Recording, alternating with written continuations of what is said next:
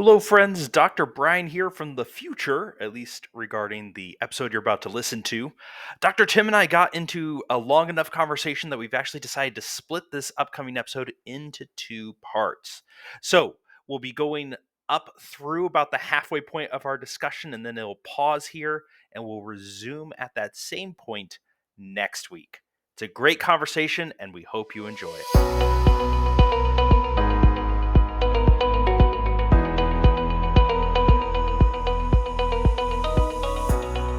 Well, hello, friends, and welcome back to the latest episode of In With the Old. We're the video podcast focused on dispelling myths, building appreciation for God's Word, and helping you rediscover the Old Testament for the life of faith. We are going through our series on Ruth. Last week, Dr. Tim, was a fascinating week. Got a little risky with the plan of Naomi, and maybe even, dare I say, risque. And we're going to be continuing some of those threads and having some dialogue about how Boaz reacts to Ruth in today's episode. It's going to be fun. And let me bring you on in. How are you doing today, Dr. Tim? How do you think the series is going so far? What's been your favorite episode or kind of favorite thing we've covered? You know, I don't think I have one thing in particular, but what I've appreciated is the way it's stretched me. You know, Ruth is something that I've read many times, I've taught many times, but just in preparing for this, there's been a freshness to it. Some things that have stretched my own thinking, caused me to go back and see some subtleties, some nuances, and of course, just seeing God's faithfulness throughout. So I've really truly enjoyed it. And my favorite thing is I think listeners have enjoyed it as well. We've seen some good responses, some good feedback. People are listening, and so we're thankful, and I'm excited to continue on the threshing floor. All right. Yeah, me too. It's been a fun series, even just going through it, Tim, with you, because I think for all of us, this is a book we've read many times, we've studied it, but having that kind of other informed opinion, being able to dialogue and kick around ideas, it's been illuminating for me. And so listeners, I hope it's been just as exciting for you. In today's episode, we're finishing out chapter 3. We're getting into the home stretch. And as Tim said, we are on the threshing floor still. We're going to see Boaz's reaction starting in verse 8 and then going through the end of the chapter. So let me start by reading. We've got a lot to get through, so let's dive on in. So starting in verse 8, reading from the Christian Standard Version. At midnight, Boaz was startled, turned over, and there lying at his feet was a woman. So he asked, "Who are you?" "I'm Ruth, your servant," she replied. "Take me under your wing, for you are a kinsman redeemer." Then he said, "May the Lord bless you, my daughter. You have shown more kindness now than before, because you have not pursued younger men, whether rich or poor. Now don't be afraid, my daughter. I will do for you whatever you say, since all the people in my town know that you are a woman of noble character.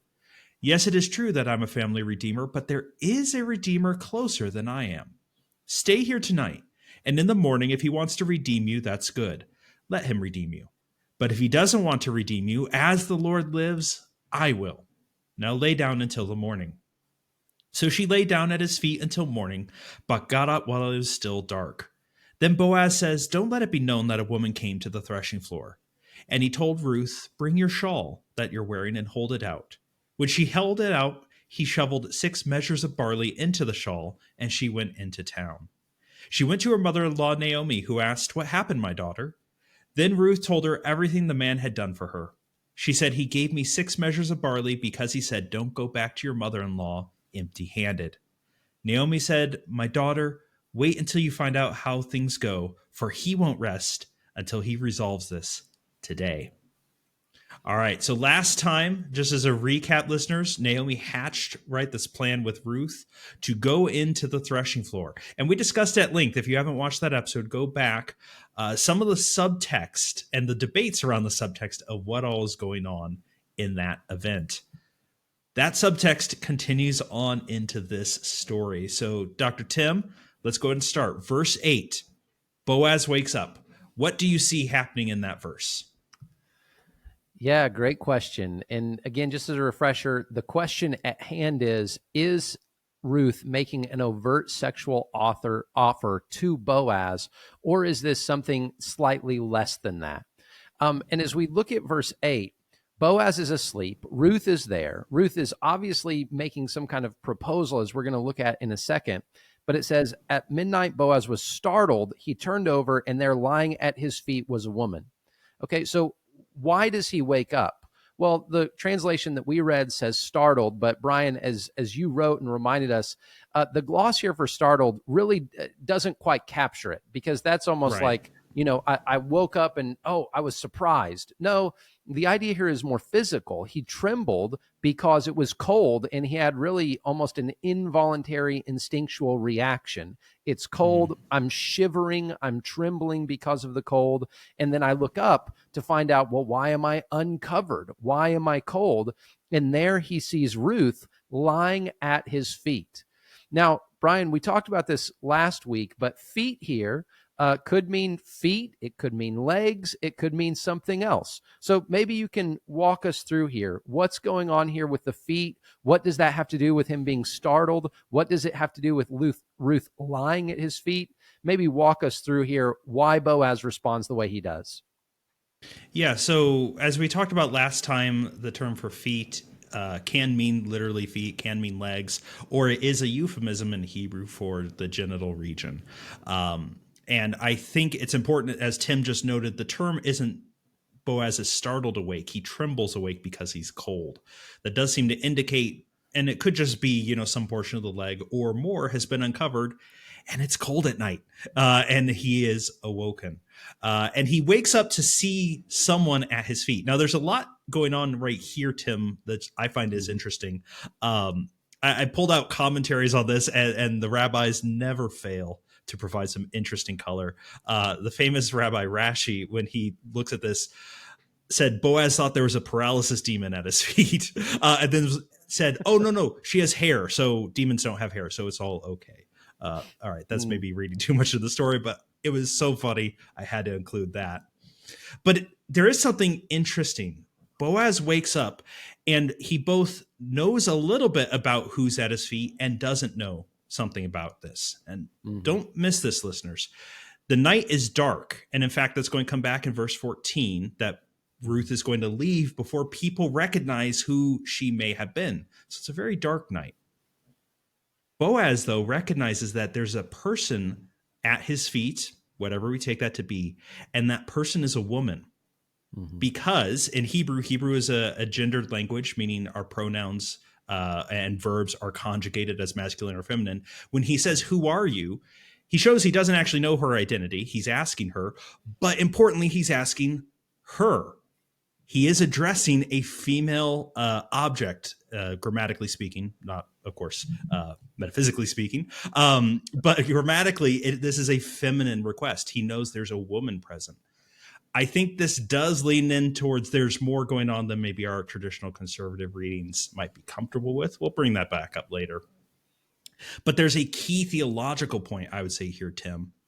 We brought up last time that Judah, Tamar, Lot, and his daughters, we've had these stories of kind of sexuality and the plans of God, and we've seen positive and negative engagement with it.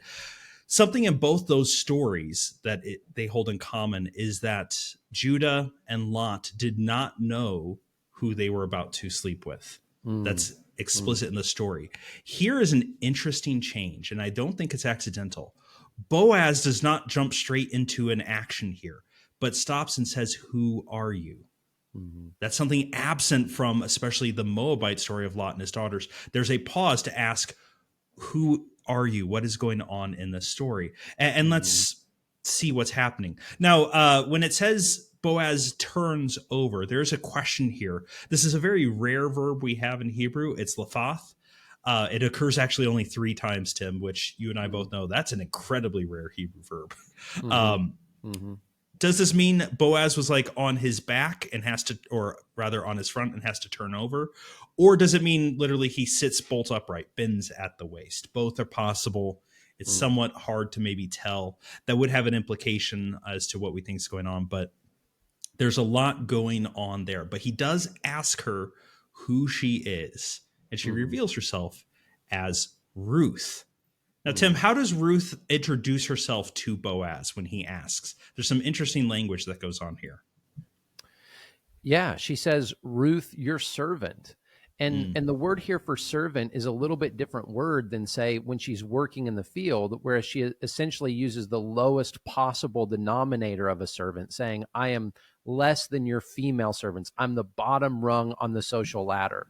But here she uses a word for female servant that could potentially have connotations of a servant as in a potential wife, or a maidservant in the way that a wife would look to her husband and say, I am serving you, I am loving you, I am offering myself to you. Now, Brian, as we think about this contextually, there's no doubt, right, that this story is meant and designed to push the boundaries to their absolute limit. The question really is, where is that limit? Is it pushing it beyond it? Is it pushing us to the point of being uncomfortable, but then coming away saying, wow, we're glad nothing ended up happening that night? But there's a lot to this, and I totally agree with you about the Judah reference and kind of the foil that Boaz is to both Judah and Lot in the book of Genesis. But also, we see here something that we haven't talked about yet, Brian, but it's the fact that Boaz, the night before, he was eating, he was drinking, he was waiting to be merry.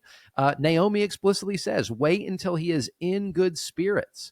And so I think as we look to this, Boaz's response is peculiar in that he is obviously under some kind of influence of merrymaking, let us say, and yet even in that moment, where he would have been, in a sense, most likely to have blurred the lines or to have allowed this to continue, we see his absolute righteous character come through. We see that with Ruth as well, where she says, I'm your servant, and her response is, take me under your wing, for you are a family redeemer.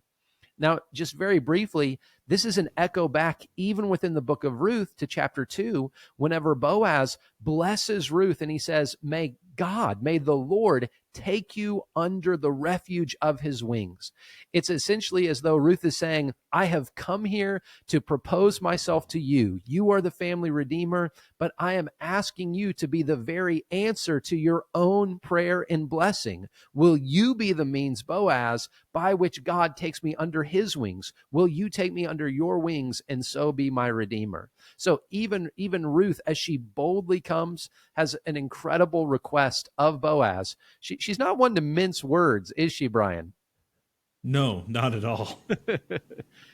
Yeah. So what are some things that you see here as we look Tim? at verses 9 and 10? As we look at what contextually, what do you see, Brian?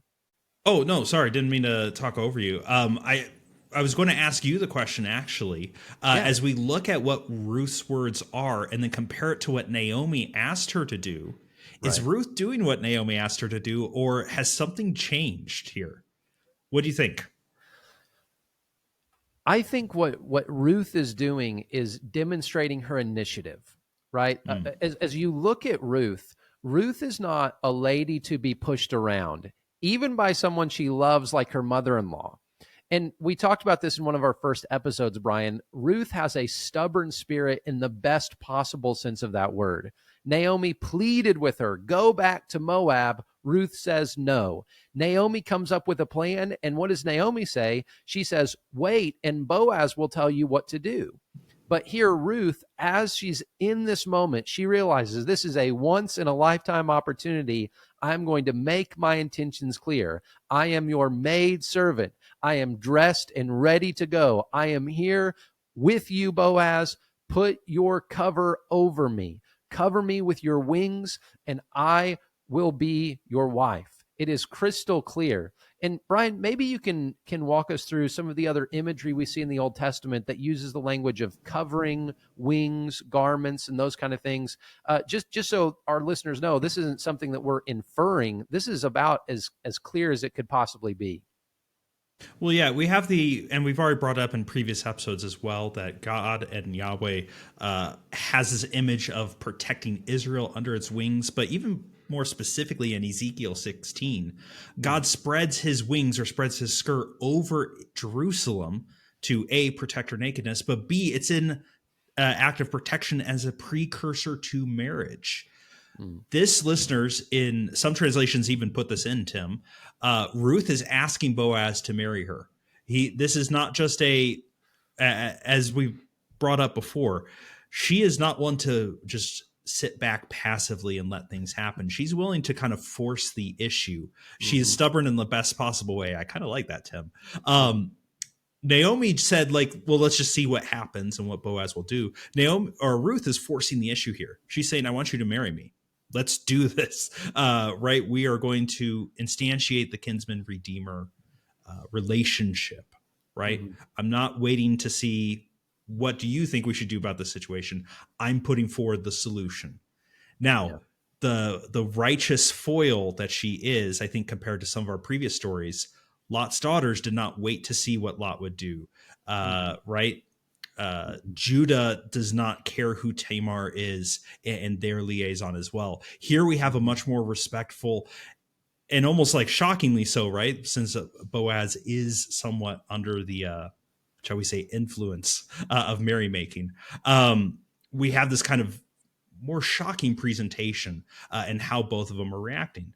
Ruth is forcing the issue, but Boaz is still in control of his faculties and doesn't just instantly blunder into some sort of rash decision. But instead, he's going to see her response and he's going to respond in the affirmative with the caveat. And here's the key caveat. So when he starts in verse 10, may the Lord bless you, my daughter. Same term of endearment, right, Tim, that we saw in chapter 2, where he recognizes his family relationship with her. You have shown more kindness now than before, obviously alluding to the fact that she's come back with Naomi, that she is caring for her mother-in-law. He recognizes, look, you are going even above and beyond what the law could expect, what decent society could expect. Your love for Naomi is now being extended by your show of love for me and seeking out this relationship. You have not pursued younger men, whether rich or poor. Now don't be afraid. What you have said, it shall be done. I think of the older movie, Tim, maybe you saw it as well, the 10 Commandments with Charlton Heston. So let it be written, so let it be done, right? It's this idea of like, yeah, what you said, I agree to, with one exception. There is someone else that legally has the right to first refusal to be a kinsman redeemer. And we will have to deal with that wrinkle. Now, in Boaz's speech, there's a lot there. That was just a quick flyover. Tim, walk us through. What are some of the key things that pop out at you as you look at Boaz's reply to Ruth's proposal of marriage? Yeah, so it's so fascinating. First, the issue of the kindness. I mean, as we think about this, I think Boaz, when he says this kindness is even greater, I think it's because he realizes that Ruth is about to go past the point of no return, right? He recognizes that Ruth has other potential options, and yet she comes to him. Perhaps he's thinking maybe he's older than she is. We've talked about this, Brian. That's kind of up in the air. It's a possibility, but it's not solid. It's not for sure. But as we think about this, he looks at her and basically says, this is the final act of being integrated into the family line of Israel. In other words, you have been called Ruth the Moabite the entire time. And in essence, until you marry an Israelite, until you are grafted back into this family tree of Israel, there's always going to be that question. Well, are her loyalties still for back home? Is she still someone who, maybe when Naomi dies, maybe then she's going to head back? But this is the point of no return. Ruth is under absolutely no obligation to marry an Israelite. And yet she says, I want to marry you, perhaps marrying a man older than she is, not for her own sake, but for the sake of honoring and protecting Naomi, whose idea this was. And so I think that is so key in Boaz's mind. He realizes that this is an honorable thing. He recognizes that Ruth is not trying to put him in a difficult position. But as he responds to her, he says, you are a woman of noble character. And I think that's a key phrase. Boaz has already been described as a man of noble character, but this woman of noble character, Boaz doesn't just say, I think you're a woman of noble character. He's saying everyone, all of the people literally at the gate of the town, right? All of the people who are the elders who have looked at you, who have, whispered behind the scenes, they have seen you, they have been skeptical of you, but now they've been convinced that you are the real deal. And so he says, you are a woman of noble character. And Brian, maybe you can walk us through, are there any other instances in Scripture where this woman of noble character, that same kind of description appears?